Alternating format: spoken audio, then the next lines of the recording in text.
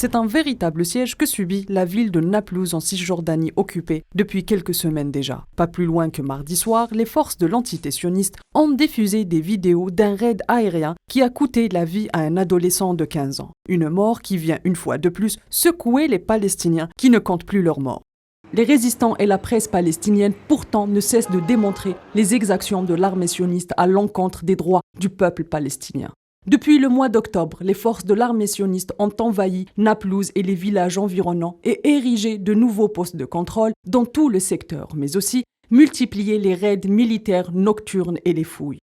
Une situation qui ne semble nullement interpeller les pays occidentaux, qui continuent à briller par leur silence, alors que l'apartheid sioniste est décrié par les militants des droits humains et autres ONG. À peine une semaine après son retour au pouvoir, Benjamin Netanyahou se voit déjà appuyé par les États-Unis d'Amérique par la voix de son président Joe Biden, qui affirme le soutien de son pays à ce dernier.